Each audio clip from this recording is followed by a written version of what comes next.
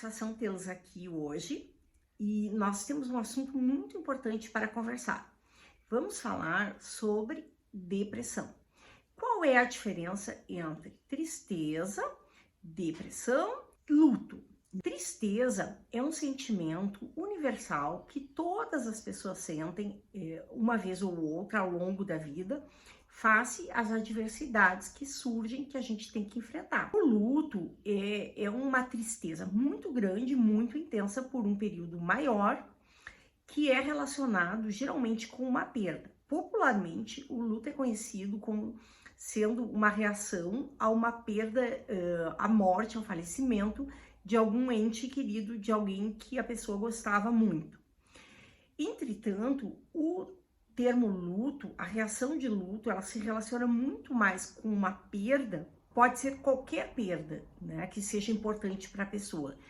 Pode ser a perda de um emprego, a perda de renda, a perda de status, a perda de um relacionamento, pode ser a separação entre pais e filhos, o sentimento de ninho vazio, qualquer coisa que signifique uma perda para a pessoa. Isso pode desencadear uma reação de luto. A reação de luto, ela é descrita desde a década de 60. Teria 5 fases. A primeira fase é a negação. A fase em que a pessoa nega ou o evento, ou a perda, ou o impacto dessa perda para a vida dela. Por exemplo, a pessoa pode dizer, se isso acontecer não vai ser nada grave, eu tiro de letra, não vai ser nada tão importante, quer dizer, a pessoa minimiza, nega o impacto emocional que a perda vai ter, ou até a própria perda, não, isso não vai acontecer. E a segunda fase de enfrentamento do luto é uma fase chamada raiva. A pessoa fica braba com o fato daquela perda estar acontecendo na vida dela. Ela pode brigar com equipes médicas, por exemplo, enfermagem, instituição, hospital, clínica, familiares, amigos, porque ela está revoltada com aquela situação ter acontecido na vida dela, né? Por exemplo, a pessoa faz vários questionamentos. Por que comigo? Por que agora? Por que neste momento? O que eu fiz de errado? Eu não faço nada de errado? Isso é uma injustiça? Então, são sentimentos que expressam a revolta da pessoa com a situação, com a perda, com o que aconteceu na vida. A outra fase do luto é a fase da barganha. É a fase em que a pessoa aceita que houve uma perda, reconhece a perda, ela para de brigar, porém ela começa a negociar. Então, se eu for assim, o assado, se eu me comportar dessa ou daquela maneira, se eu me sacrificar, quem sabe a relação se mantém, quem sabe a pessoa não morre, quem sabe eu não perco o emprego, enfim. Tudo isso. Quando falham essas 3 etapas, surge então a depressão. A depressão muito intensa, com crise de choro, né, com o sentimento real da perda. E a depressão, ela pode ser muito impactante assim no luto. O luto dura em torno de 6 meses a 1 ano, depende assim do impacto daquela perda na vida da pessoa, das características da pessoa, da genética, enfim, tudo isso.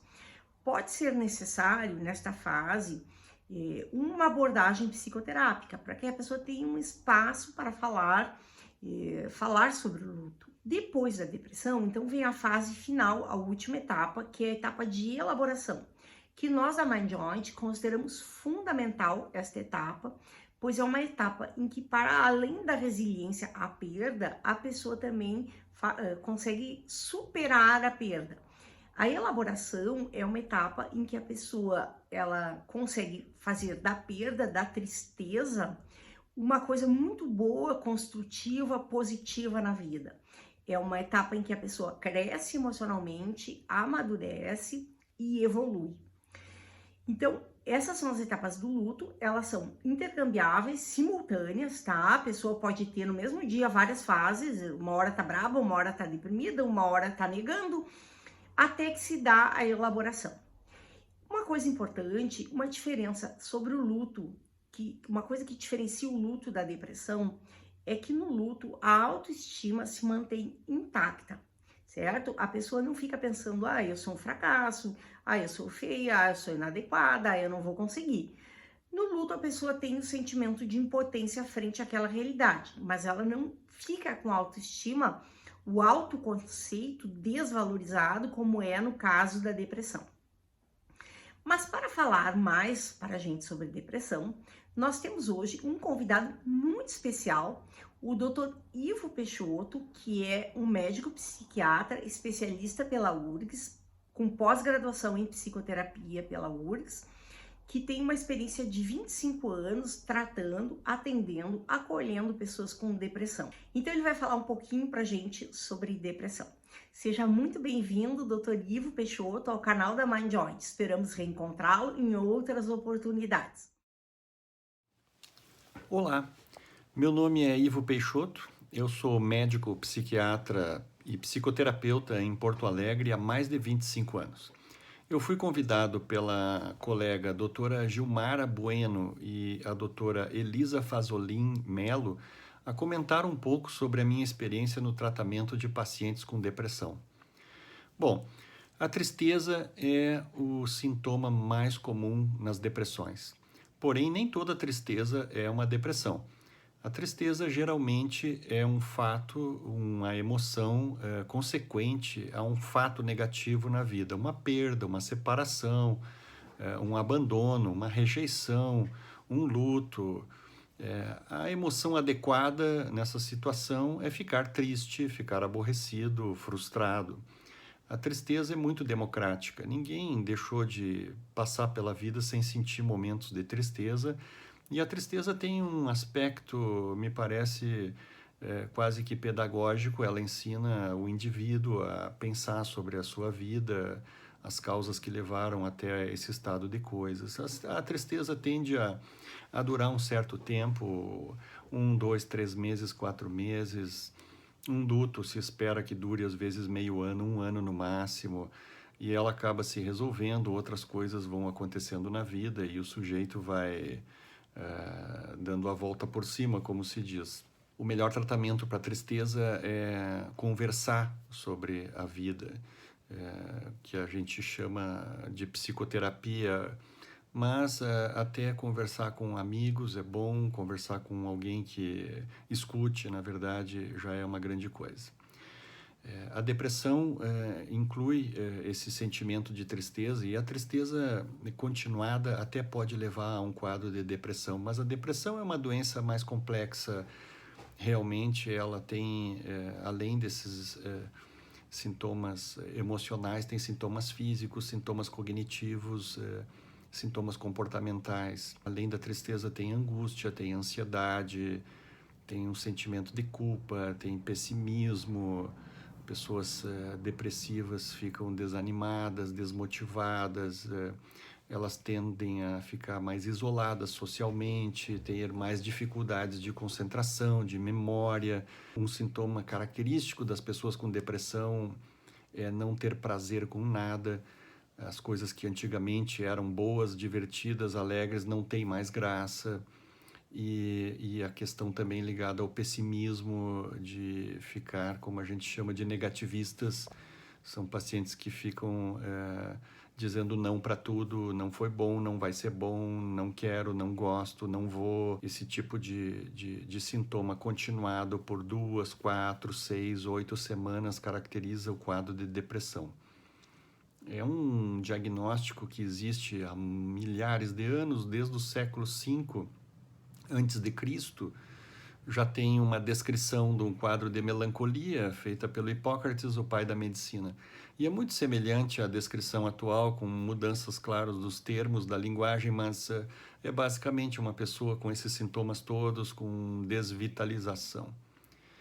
Os tratamentos para depressão começaram realmente a funcionar um pouco melhor a partir dos anos 50, com a descoberta de alguns medicamentos. Nos anos 60 se consolidou um pouco melhor, com novos medicamentos. A partir dos anos 80, os medicamentos se tornaram mais seguros e mais baratos. E, bom, hoje em dia, o médico psiquiatra dispõe de mais de 30 medicamentos antidepressivos, além de combinações entre eles que a gente pode tentar Os antidepressivos são diferentes entre si, mas a gente não consegue dizer que determinado antidepressivo é o melhor antidepressivo. Cada antidepressivo tem o seu lugar no tratamento, dependendo dos sintomas que o paciente tem, dependendo da sensibilidade a eventuais efeitos adversos. Uma das coisas mais preocupantes das depressões são os pensamentos suicidas e o risco de suicídio, já visto que a principal causa de suicídio é uma depressão. São pessoas que estão deprimidas normalmente há bastante tempo, não estão em tratamento e simplesmente chegam num estado de esgotamento e de desistência. O suicídio é muito estudado, não só na psiquiatria, também na filosofia, na sociologia. Não há uma explicação simples e única para tentar entender por que uma pessoa chega a tal ponto de tirar a própria vida. O fato é que a gente precisa entender que em torno de 4 a 5% das pessoas estão com depressão neste momento. Claro que a grande maioria dessas pessoas não está em tratamento, não buscou ajuda, nem se dá conta às vezes que está deprimido, ou está simplesmente esperando passar por conta própria, está tentando de alguma forma contornar os sintomas.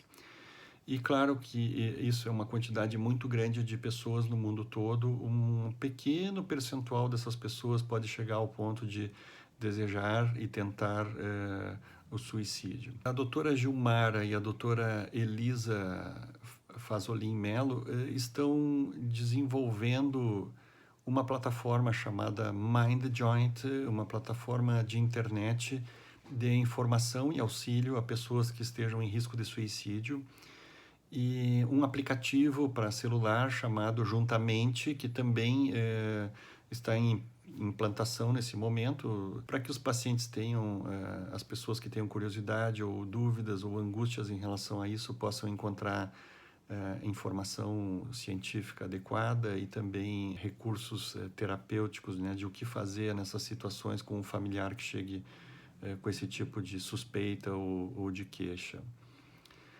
A melhor conduta para uma pessoa que está chegando com esse tipo de assunto, de que está pensando na própria morte, é escutar a pessoa, reconhecer o problema, escutar a pessoa e conduzi-la ao tratamento, não esperar que ela busque sozinha.